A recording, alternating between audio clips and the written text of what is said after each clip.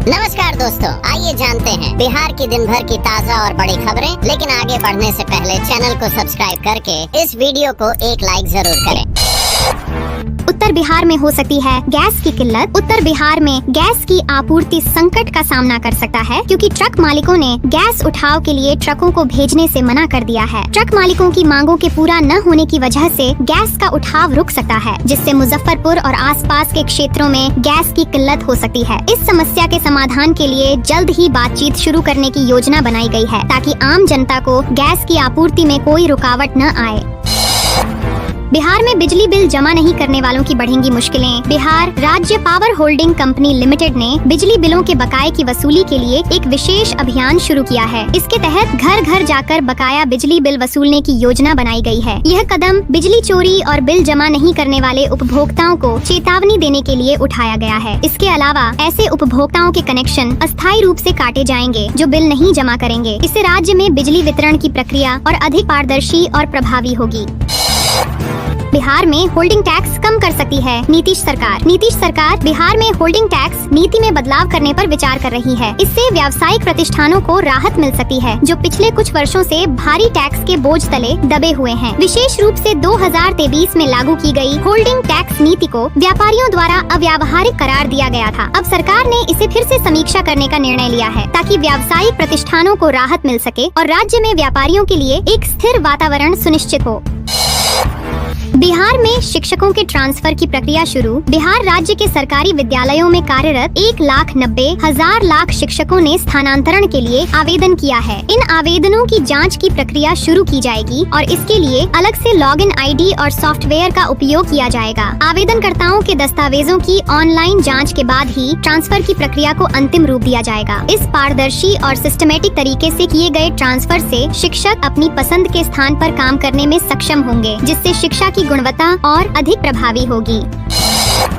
बिहार के लोगों को मिलेगा रोजगार। पटना में प्रधानमंत्री एकता मॉल बनने जा रहा है जो राज्य के विभिन्न राज्यों के हस्तशिल्प और स्थानीय उत्पादों को प्रमोट करेगा। इस मॉल में देश भर के विभिन्न राज्यों के ODOP, one district one product और GI जियोग्राफिकल इंडिकेशन उत्पाद प्रदर्शित होंगे। यह मॉल बिहार में रोजगार के अवसर पैदा करेगा और स्थानीय उत्पादों को वैश्विक स्तर पर पहचान दिलाएगा। मॉल के निर्माण के लिए भूमि हस्तांतरण की प्रक्रिया पूरी हो चुकी है और जल्द ही इसका कार्य प्रारंभ होगा।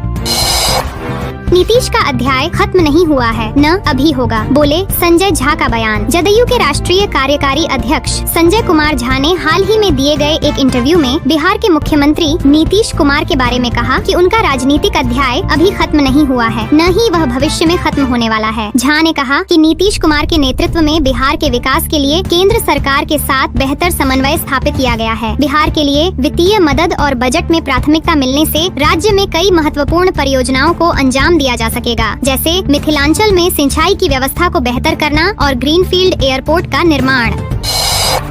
दरभंगा एयरपोर्ट का नाम बदलने की मांग। जदयू के राज्यसभा सदस्य संजय झा ने दरभंगा एयरपोर्ट का नाम बदलकर कवि कोकिल विद्यापति हवाई अड्डा रखने की मांग की है। उन्होंने राज्यसभा में यह कहा कि प्रसिद्ध कवि विद्यापति का भारतीय साहित्य में अहम योगदान रहा है और उन्हें सम्मानित करने के लिए यह कदम उठाया जाना चाहिए। ये मांग पहले भी 2018 में की गई थी जब एयरपोर्ट का शिलान्यास हुआ था, लेकिन अब तक इस पर कोई कार्रवाई नहीं हुई है।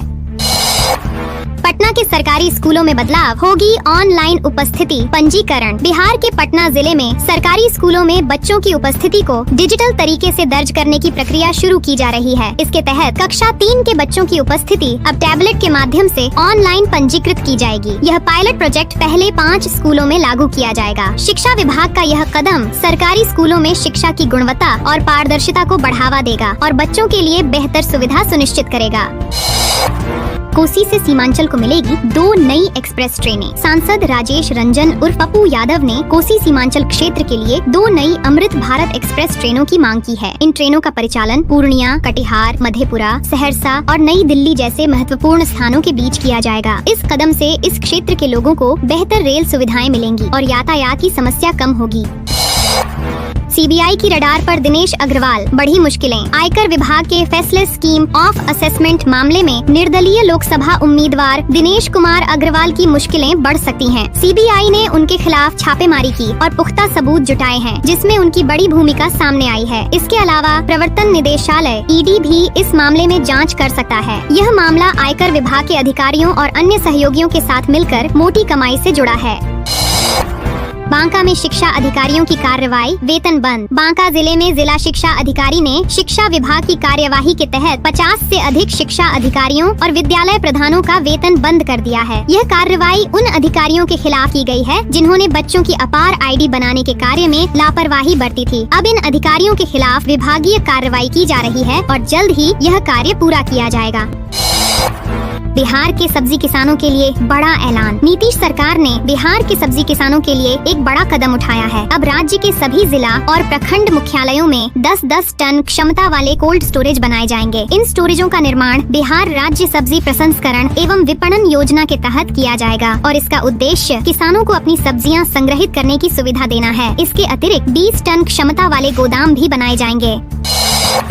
बिहार में डीएम और कमिश्नर की पावर बढ़ी। बिहार सरकार ने समग्र शहरी विकास योजना के तहत प्रशासनिक स्वीकृति का अधिकार प्रमंडलीय आयुक्त और जिलाधिकारी को भी दे दिया है। अब आयुक्त और डीएम को योजना के लिए वित्तीय स्वीकृति मिल सकेगी, जिससे राज्य में विभिन्न योजनाओं के कार्यों में तेजी आएगी। इसके अलावा जमीन अधिग्रहण के मामलों में भी डीएम की आर्थिक शक्तियों में वृद्धि की गई है, जिससे इस प्रक्रिया को भी तेज किया जा सकेगा। मुजफ्फरपुर से दरभंगा की दूरी कम होगी। चंदवारा पुल पर यातायात शुरू। मुजफ्फरपुर शहर के लिए एक महत्वपूर्ण परियोजना चंदवारा पुल मई महीने तक चालू हो जाएगा। पहले फेज में पुल का काम अप्रैल तक पूरा हो जाएगा, जबकि दूसरे फेज में अप्रोच रोड को बखरी से जोड़ दिया जाएगा। इस परियोजना का उद्देश्य मुजफ्फरपुर और दरभंगा के बीच यात्रा की दूरी कम करना है, जिससे लोगों को तेज और आसान यात्रा की सुविधा मिलेगी। डीएम सुब्रत कुमार सेन ने बताया कि इस पुल का उद्घाटन मुख्यमंत्री के प्रगति यात्रा के दौरान किया जाएगा और काम को जल्द पूरा करने के लिए प्रशासनिक स्वीकृति मिल चुकी है। इसके अलावा दूसरे फेज में 120 की लागत से जेल चौक से बखरी तक चौड़ी सड़क का निर्माण भी किया जाएगा।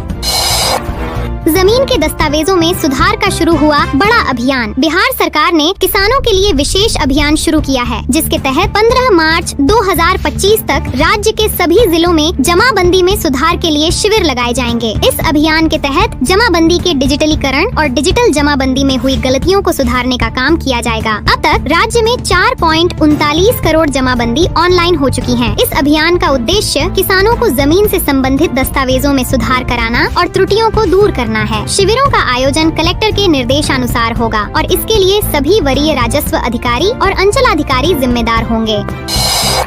पटना से जुड़ेगा 610 किलोमीटर लंबा एक्सप्रेसवे। पटना से 610 किलोमीटर लंबा वाराणसी कोलकाता एक्सप्रेसवे जल्द ही सीधे जुड़ने जा रहा है, जिससे झारखंड, पश्चिम बंगाल और उत्तर प्रदेश की यात्रा बेहद आसान हो जाएगी। पथ निर्माण विभाग ने पटना गया डोभी और पटना आरा सासाराम को एक्सप्रेसवे से जोड़ने का फैसला लिया है। इसके लिए प्रस्ताव केंद्र सरकार को भेजा जाएगा। इस एक्सप्रेसवे से न केवल राज्य के लोगों को यात्रा में आसानी होगी, बल्कि व्यापार को भी बढ़ावा मिलेगा। पटना गया डोभी रूट को गोसाईडीह के पास और पटना आरा सासाराम रूट को तिलौथू में एक्सप्रेसवे से जोड़ा जाएगा। सीबीआई के रडार पर दिनेश अग्रवाल, ईडी से पूछताछ की संभावना। आयकर विभाग के फेसलेस स्कीम असेसमेंट मामले में वाल्मीकि नगर से निर्दलीय लोकसभा प्रत्याशी दिनेश कुमार अग्रवाल के खिलाफ सीबीआई की जांच जारी है। सीबीआई को पुख्ता सबूत मिले हैं कि अग्रवाल और कुछ आयकर विभाग के अधिकारियों ने मिलकर भ्रष्टाचार किया और मोटी रकम कमाई। सीबीआई ने इन अधिकारियों के घरों में छापेमारी की और अहम दस्तावेज बरामद किए हैं, जिससे अग्रवाल की अहम भूमिका का खुलासा हुआ। इस मामले में प्रवर्तन निदेशालय ईडी द्वारा भी पूछताछ की संभावना जताई जा रही है।